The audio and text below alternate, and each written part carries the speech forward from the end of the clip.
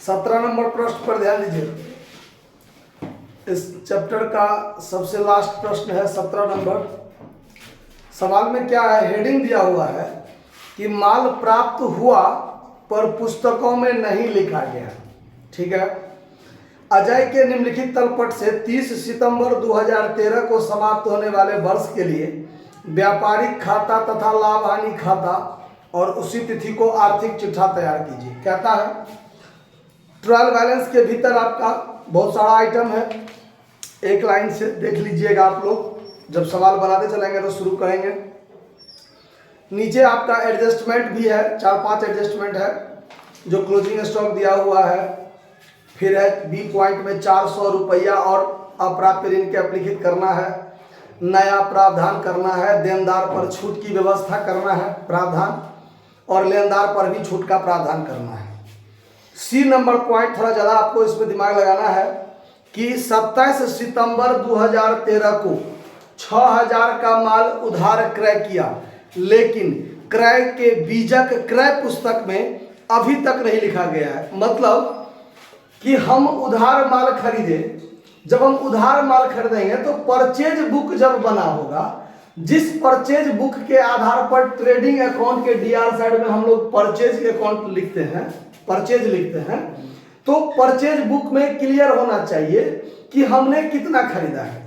तो purchase book में उधार क्रय वाला आइटम लिखाता है परचेज बुक में, और नगद क्रय वाला कैश बुक में।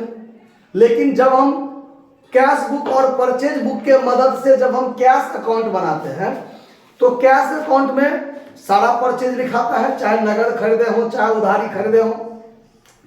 तो परचेज बुक में उधार जो खरीदे हैं 6000 का, वो माल नहीं लिखा गया। अगर वो माल परचेज बुक में नहीं लिखा गया, इसका मतलब परचेज में वो शामिल नहीं होगा, तो ये गलत है, हमको तो शामिल करना पड़ेगा। तो ये पॉइंट को ध्यान रखना है इसमें। तो जब हम बनाना शुरू करेंगे तो सबसे पहला आइटम है आपका कैपिटल 1 लाख। देखिए आइटम को लिखते हुए सवाल बनाते हुए चलेंगे। कैपिटल आपका 1 लाख है। 1 लाख में आप यहां पर नेट प्रॉफिट जब होगा तब आप जोड़िएगा, और फिर इसमें से आपको ड्राइंग्स घटाना है। क्या घटाना है? ड्राइंग्स घटाना है। तो ड्राइंग्स कितना घटेगा? तो देखिए ट्रायल बैलेंस के भीतर है आपका ड्राइंग्स 12000, ट्रायल बैलेंस के भीतर। और एक एडजस्टमेंट में भी है डी पॉइंट में, देखिए कि 2000 का माल अजय ने अपने निजी प्रयोग में के लिए निकाला, जिसका कोई लेखा नहीं किया गया। मतलब कि 2000 का माल हम परचेज में से तो घटाएंगे, परचेज में से घटाएंगे, और हमारा ड्राइंग्स जो हुआ वो यहाँ भी तो घटेगा। तो यहाँ पर ड्राइंग्स के रूप में 12000 जो ट्रायल बैलेंस के भीतर है वो, और 2000 जो एडजस्टमेंट में है वो, ये दोनों मिल के कितना घटेगा? 14000 घटेगा आपका ड्राइंग्स। क्लियर है बात?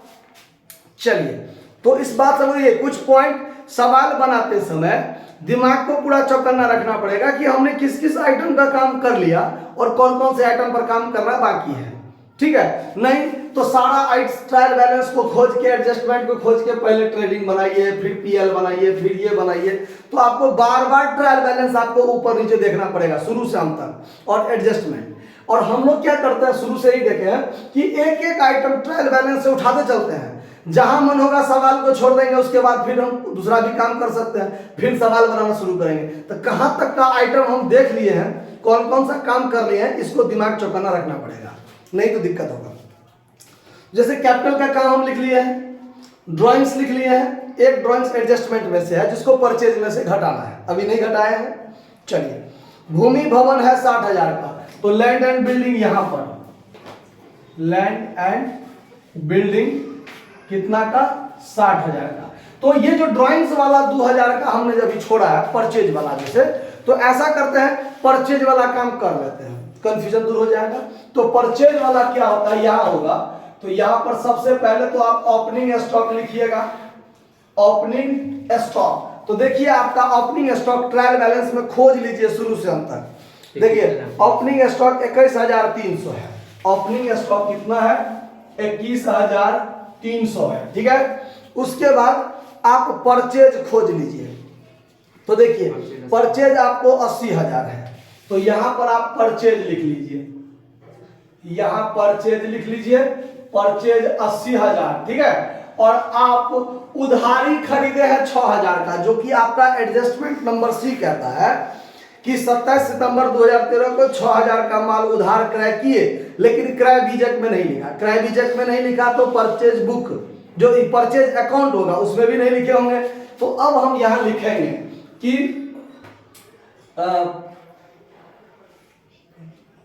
क्रेडिट परचेज ऑफ गुड्स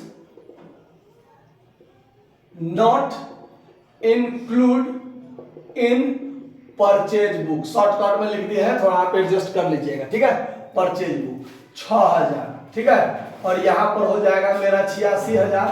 आगे का जो काम होगा वो तो करेंगे ही। यहां पर 6,000 का जो उधार खरीदे हैं, अगर हम क्रय बुक में नहीं लिखे हैं तो क्रेडिटर बुक में भी नहीं लिखे होंगे। हमारा जो उधारी खरीदा तो हमारा लेनदार तो हुआ, और लेनदार हुआ तो यहां लिख देते हैं क्रेडिटर फॉर गुड्स, अलग से 6,000 इसको लिख देंगे, और भी हमारा क्रेडिटर होगा, ठीक है। तो सुनिए, तो यहां पर देखिए इसमें थोड़ा बात बहुत लटपट आया है। आपका क्रेडिटर देखिए सवाल में कितना है, 12,000 का क्रेडिटर है ना, 12,000 का क्रेडिटर है ना, है। तो आप ऐसे लिख लीजिए, देखिए इसलिए इतना बात बोल रहा है क्योंकि इस पर लेनदार पर भी छूट का प्रावधान है। तो आपका क्रेडिटर 12,000 का है, इसमें ऐड कीजिए creditor for goods, creditor for goods अलग से, जो हमारा एडजस्टमेंट में है 6,000, तो यहां हो जाएगा 18,000, और इसमें लेस कीजिए discount, provision for discount, provision for discount on creditor. तो क्रेडिटर तो लिख लिया ऊपर में, डिस्काउंट कितना एट द रेट ऑफ 3%, तो इसका 3% कितना हो जाएगा 540, 18 × 54 540, तो ये हो जाएगा आपका 17,460। और लेनदार पर जब छूट की व्यवस्था होता है तो ये हमारे लिए पीएल के क्रेडिट में आएगा, तो यहां लिख देंगे discount on creditor, discount on creditor कितना 540 रुपया। देखिए तो सारा काम जितना एक आइटम से एडजस्टमेंट था, टोटल को जहां जहां करना था सबको खींच के अपना लिख लिए हैं, ठीक है। चलिए, तो क्रेडिटर वाला काम हो गया, परचेज वाला काम हो गया। परचेज वाला अभी पूरा नहीं हुआ, आधे हुआ है। चलिए, ये क्रेडिटर उधारी खरीदे वो वाला लिख लिए हैं। फिर आगे आपको कहता है, देखिए रिटर्न आउटवार्ड यानी परचेज रिटर्न 4,000, और व्यक्तिगत प्रयोग के लिए जो आहरण में 2,000 का माल आहरण किया था पॉइंट नंबर डी से, वो दो चीज आपको घटाना है इसमें से। 4,000 घटाना है लेस करके परचेज रिटर्न, और एक चीज लेस करना है ड्राइंग्स के रूप में 2,000। तो ये दोनों आइटम आपको लेस करना है। तो दोनों आइटम लेस करेंगे तो कितना हो जाएगा 4 × 2 = 6 घट जाएगा इसमें से, तो 80,000। क्लियर है बात? इस बात को समझने में कोई कष्ट नहीं ना।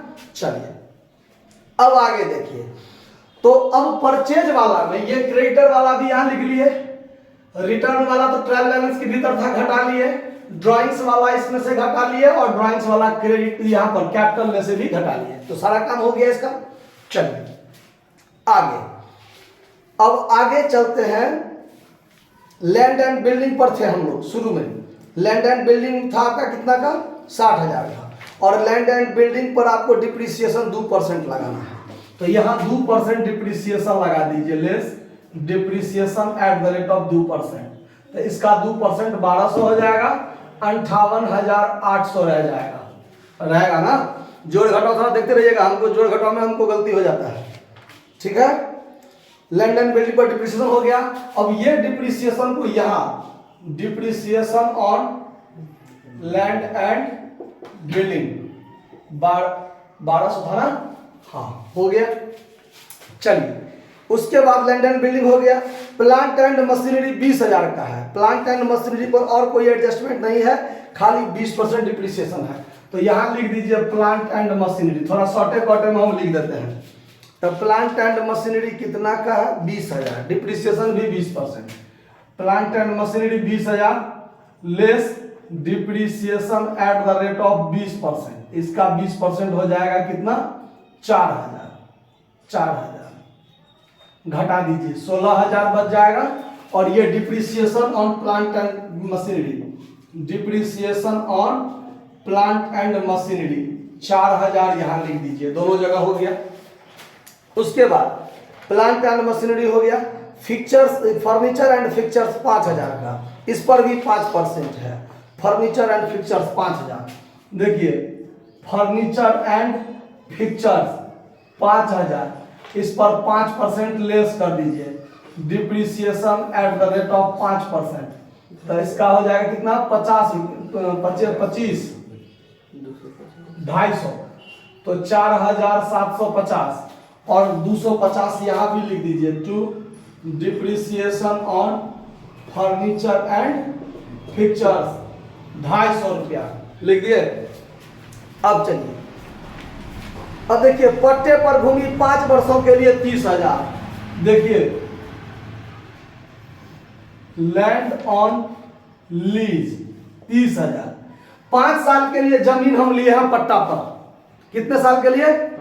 तो 5 साल में जब हमारा 1 साल बीतेगा तो उसका वैल्यू 6,000 घटेगा कि नहीं घटेगा? 6 पंचे 30,000 होता है ना। तो 5 साल में हम 30,000 पर जमीन पट्टा पर लिए हैं और हमारा 1 साल का समय अब बीत चुका है, तो हमारा 6,000 का वैल्यू गिर जाएगा ना उसका, क्योंकि 5 साल के बाद तो पूरे 30,000 समाप्त। तो 1 साल में 5 कितना? 6,000 तो समाप्त होगा ना। तो यहाँ लेस करेंगे तो ये हो जाएगा रिटेन ऑफ 1/5, 6,000 लेस हो जाएगा, तो ये बच जाएगा 24,000। और यहां लिख देंगे लीज रिटेन ऑफ कितना से? 6,000 से। दोनों जगह काम हो गया इसका भी। चलिए इस साइड का काम खत्म। इस साइड में ये परचेज वाला काम हम लिख लिए हैं। सेल्स 1,40,000 का है, तो सेल्स यहां होगा बाय सेल्स 1,40,000 और इसमें से लेस हो जाएगा सेल्स रिटर्न, जिसका नाम रिटर्न इनवर्ड होता है। देखिए परचेज रिटर्न का नाम रिटर्न आउटवर्ड, रिटर्न आउटवर्ड, और इसका नाम होता है रिटर्न इनवर्ड। ध्यान रखना है इस बात। तो रिटर्न इनवर्ड कितना है? 5,000 रुपया। तो ये 5,000 यहाँ घट जाएगा, तो कितना रह जाएगा? 1,35,000 रुपया। ठीक है। अब परचेज सेल्स का काम हो गया, रिटर्न आउटवर्ड रिटर्न इनवर्ड का काम हो गया। अब आइए डेटर एंड क्रेडिटर पर, अगला आइटम डेटर एंड क्रेडिटर। तो क्रेडिटर का काम हम ऑलरेडी यहाँ कर चुके हैं 12,000 में। डेटर जो है आपका कितना का? 18,400। इस पर काम करते हैं, इस पर थोड़ा लंबा चौड़ा होगा, ध्यान से देखिए। डेटर 18,400, इसमें आपका कितना एडजस्टमेंट है उस पर ध्यान दीजिए।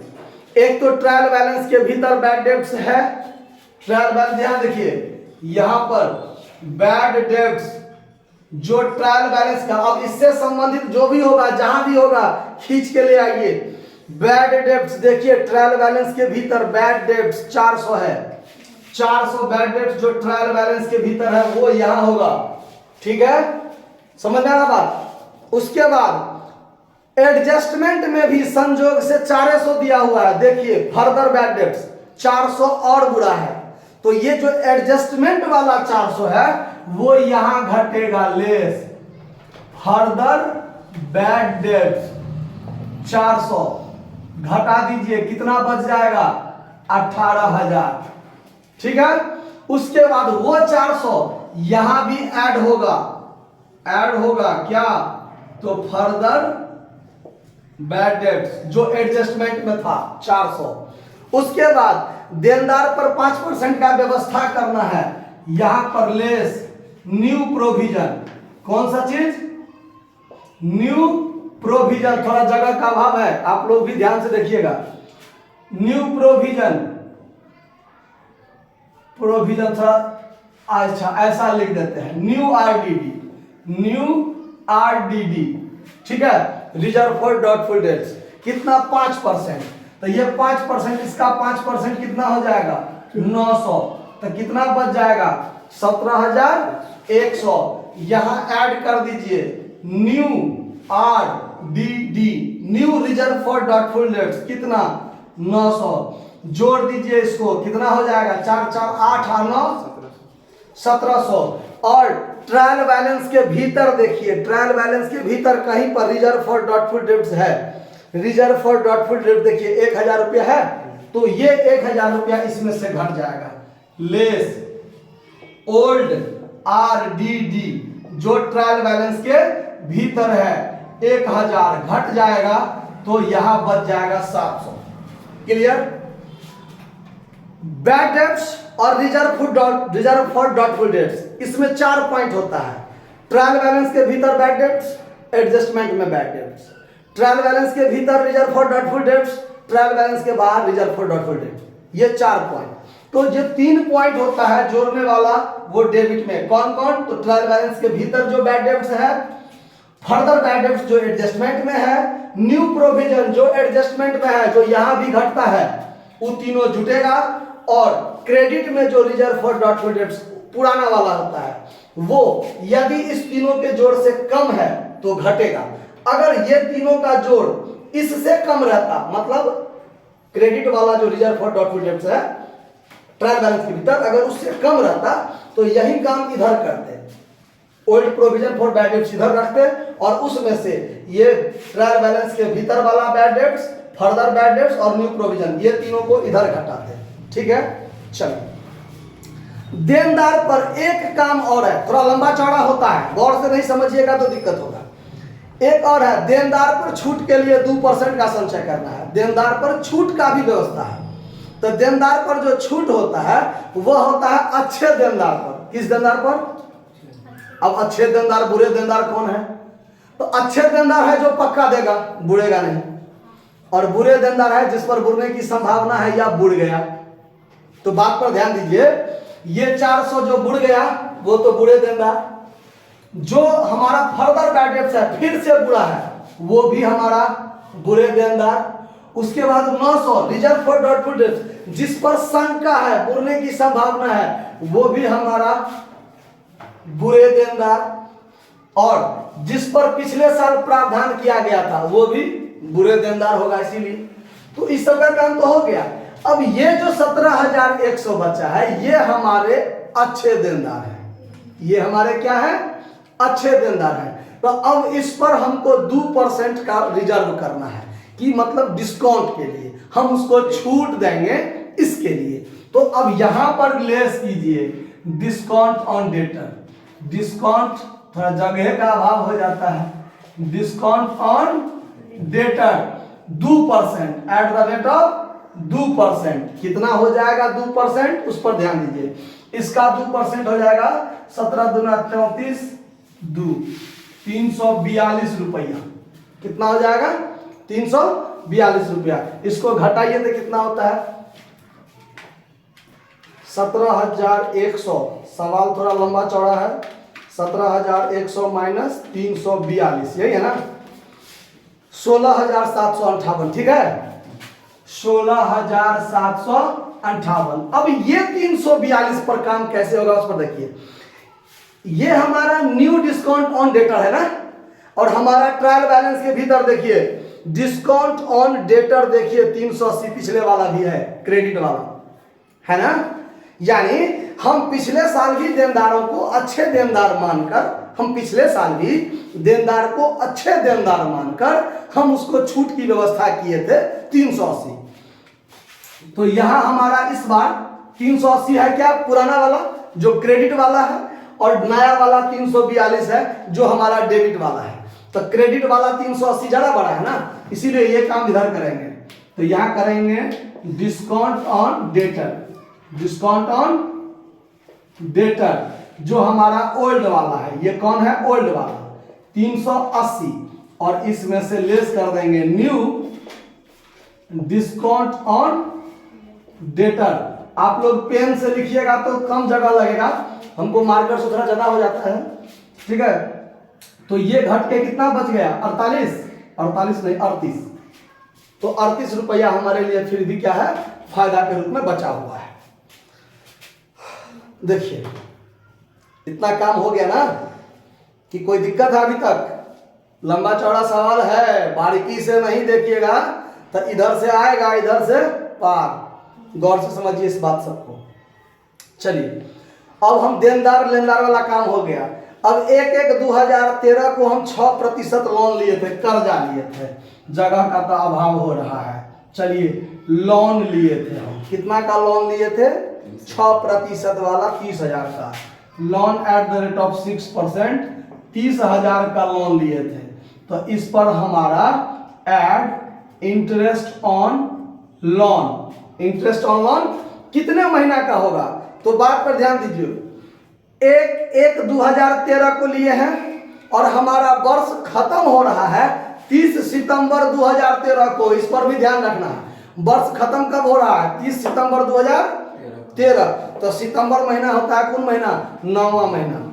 तो 1 जनवरी से लेके 30 सितंबर तक 9 महीना होगा और 9 महीने का ब्याज लगेगा कितना, तो 30,000 पर 6% 9 महीने का, तो ये बटा में 100 हो गया और 6 दूनी 12 हो गया, 00 कट गया, 2 से 150 कट गया, 15 में 135, 1350 रुपया का ब्याज हुआ। तो यहाँ 1350 रुपया जोड़ दीजिए, 31,350, 31,350। और ये टू इंटरेस्ट ऑन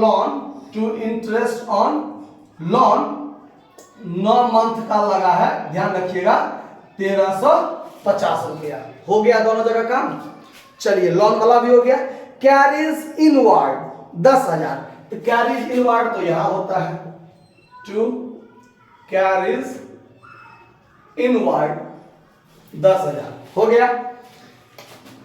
उसके बाद सन्ड्री एक्सपेंस भी है 1900, सन्ड्री एक्सपेंस 1900। चलिए यहां लिख लीजिए टू सन्ड्री एक्सपेंस 1900। अब हमको ये जो रिजर्व वाला जगह है मेरा, ये काम करेगा। चलिए यहां तो बंद कर देना है पीएल अकाउंट। अब यहां लिखेंगे, लिखना पड़ेगा डेबिट वाला आइटम। तो सन्ड्री एक्सपेंस हो गया। इंश्योरेंस प्रीमियम 1,000, अच्छा पूर्वदत्त बीमा भी दिया, एडजस्टमेंट देखिए 200 रुपया है ना। तो इंश्योरेंस कितना था, 1,000। तो यहां पर लिखेंगे इंश्योरेंस 1,000 और इसमें से लेस हो जाएगा प्रीपेड इंश्योरेंस।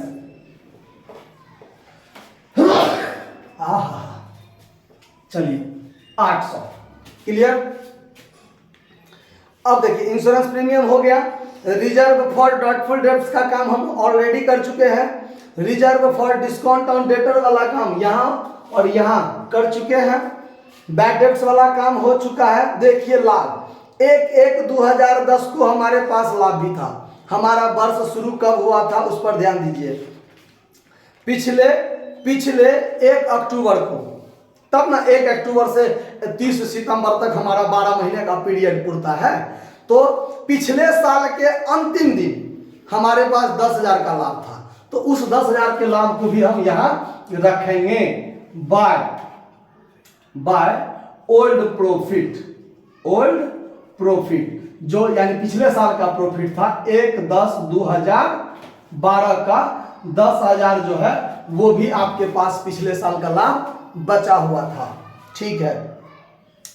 ओपनिंग स्टॉक लिख चुके हैं। सैलरी एंड वेजेज 18,500 है। सैलरी एंड वेजेज यहां सैलरी के आधार पर salary and wages 18,000। Salary and wages कितना, 18,500 है ना, 18,500। एक भी आइटम मिस्टेक कीजिएगा सवाल की ऐसी की तैसी हो जाएगा, आंसर नहीं मिलेगा, बाद में कंफ्यूज हो जाइएगा। तो चलिए सैलरी एंड वेजेज 18,500 हो गया।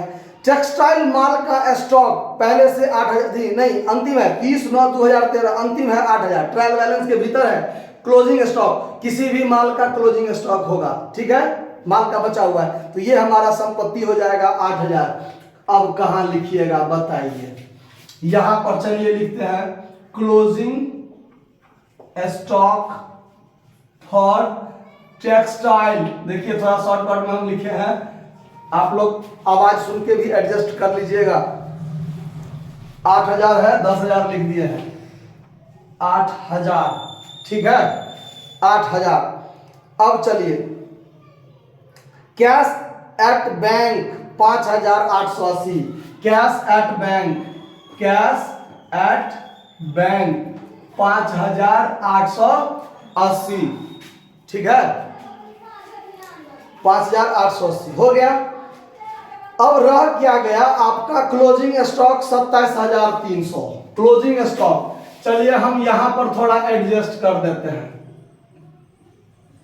क्लोजिंग स्टॉक को, ठीक है ये एसेट्स अमाउंट, यहां पर क्लोजिंग स्टॉक लिख देते हैं, जगह का अभाव हो गया है।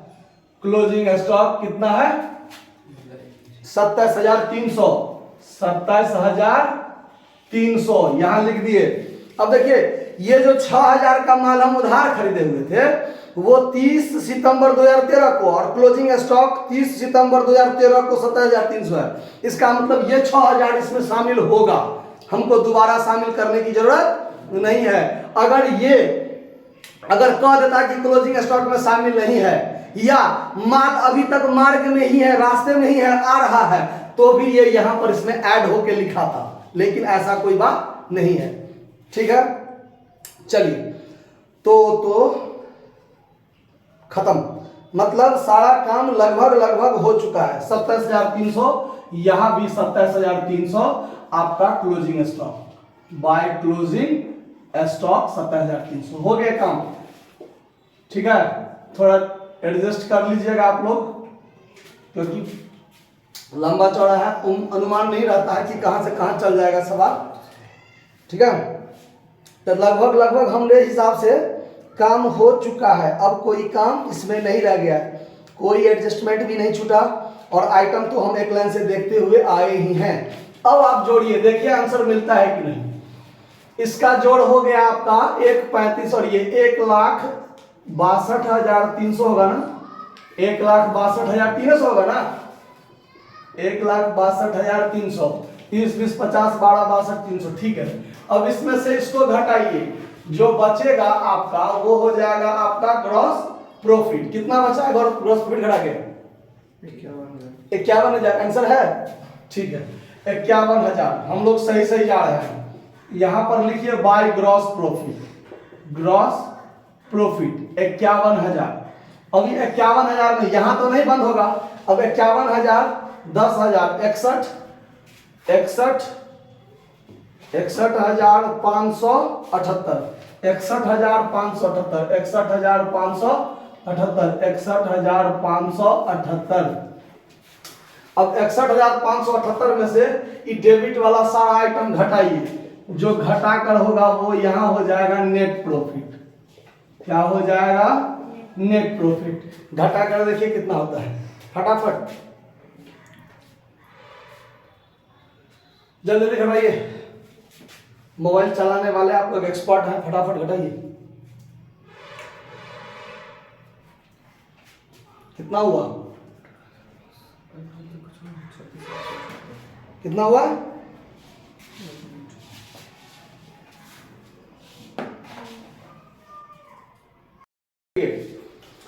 यहां पर आपको क्या होगा, थोड़ा आंसर में मिस्टेक होगा। क्या आंसर मिस्टेक होगा? ये जो पिछले साल का 10,000 है प्रॉफिट, हमने पिछले साल का 10,000 प्रॉफिट यहां रखा है ना, कि नहीं रखा है, जिसके कारण आपका नेट प्रॉफिट यहां 26,000 कितना आया था, 26,878 26,878 आएगा आपको। आपका नेट प्रॉफिट कितना आएगा? 26,878। लेकिन क्या ये 26,878 आपके इस वर्ष का प्रॉफिट है? कहिएगा सर नहीं। क्यों नहीं? तो ये जो 10,000 है ये प्रॉफिट, क्योंकि ट्रेडिंग पीएल और बैलेंस शीट क्यों बनाया जाता है कि हमारा वर्तमान वर्ष का स्थिति क्या है, हमारा वर्तमान वर्ष का लाभ कितना हुआ। तो ये जो 10,000 है ये हमारे वर्तमान वर्ष का तो लाभ नहीं है, ये हमारे पिछले वर्ष का लाभ है। तो अगर हम करेंट ईयर का नेट प्रॉफिट देखना चाहेंगे तो ये 10,000 को इसमें क्या करना है, नहीं लिखना है। आया बात समझ में? यहां तो जोड़ेंगे लेकिन यहां नहीं लिखेंगे, और ये 10,000 यहां नहीं लिखेंगे तो हमारा नेट प्रॉफिट करेंट ईयर का कितना आ जाएगा, 16,878 आ जाएगा। तो ये हमारा करेंट ईयर का प्रॉफिट जब देखना चाहते हैं तो ये 10,000 यहां नहीं लिखना है, क्योंकि प्रॉफिट तो हमको करंट ईयर का चाहिए, पिछले ईयर का नहीं चाहिए, इसीलिए यहां 10,000 नहीं देंगे। और करंट ईयर का हमारा प्रॉफिट कितना हो जाएगा, 16,878। और जब यहां पर हम नेट प्रॉफिट जोड़ेंगे तो हम दो अलग अलग प्रॉफिट जोड़ेंगे, तो ये हमारा नेट प्रॉफिट जो हो जाएगा, नेट प्रॉफिट हम दो हेडिंग के अंतर्गत रखेंगे। एक हेडिंग रखेंगे 1/10/2012 का 10,000 रखेंगे, और ये करंट ईयर की क्या तारीख को है, 30/9/2013, ये 2013 के करंट ईयर का है। यानी अगर आप यहां देखें तो ये आपका प्रीवियस ईयर का है और ये आपका करंट ईयर का हो जाएगा कितना, 16,878। तो बैलेंस शीट तो दिखाया जाता है क्या, कि आप जिस तारीख को बैलेंस शीट बनाए हैं उस तारीख को आपकी स्थिति क्या है, चाहे पिछले साल का भी सब संपत्ति लाभ अगर है शामिल तो कोई बात नहीं, उस दिन हमारी स्थिति क्या है। तो उस दिन तो हमारा 10,000 पिछले साल वाला भी लाभ था और 16,878 करेंट ईयर का भी लाभ हुआ। तो टोटल जोड़ के कितना हो गया था, 1,26,878 और 14,000 हमारा क्या है, ड्राइंग्स, ये घट जाएगा तो 1,12,878 यही होगा ना। और अब आप इस पूरा को जोड़िए, ये आपके बैलेंस शीट का टोटल हो जाएगा। कितना हुआ जोड़ के देखिए, कितना हुआ जोड़ के, जोड़िए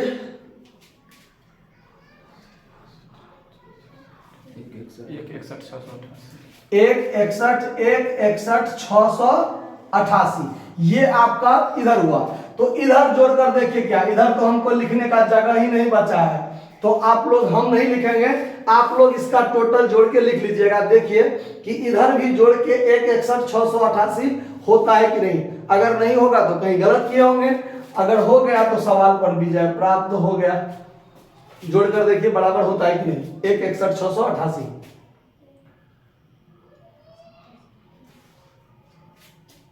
जोड़िए फटाफट, नहीं हुआ बराबर, 1,61,488। तो इसका मतलब हम प्रीपेड इंश्योरेंस छोड़ दिए हैं। प्रीपेड इंश्योरेंस 200 लिखे हैं कहीं पर, यहाँ जो हम प्रीपेड इंश्योरेंस घटाए थे, कहाँ, यहाँ, तो ये प्रीपेड इंश्योरेंस हमारा संपत्ति है ना। तो आप प्रीपेड इंश्योरेंस भी क्या कीजिएगा, जगह का अभाव हो जाता है, आप यहाँ लिख लीजिए प्रीपेड इंश्योरेंस 200 रुपया इधर लिख लीजिए, ठीक है, प्रीपेड इंश्योरेंस 200 रुपया। अब दिखाई देता होगा कि नहीं आप लोगों को, ठीक है, इसको जोड़ लीजिए और इसका टोटल जो हो जाएगा हम यहाँ लिख देते हैं 1,61,688, यहाँ पर आप इसका टोटल लिख लीजिए, ठीक है। तो इसको आप ध्यान से बना लीजिए, नोट कर लीजिए, और एक बार फिर से रिपीट कर लीजिएगा। एक एक लाइन, हर पॉइंट को गौर से समझिएगा तो ही दिक्कत नहीं होगा, नहीं तो कहीं गलती कर लीजिएगा। सवाल है, ठीक ठाक है, पूरा दिमाग लगाने वाला है। धन्यवाद।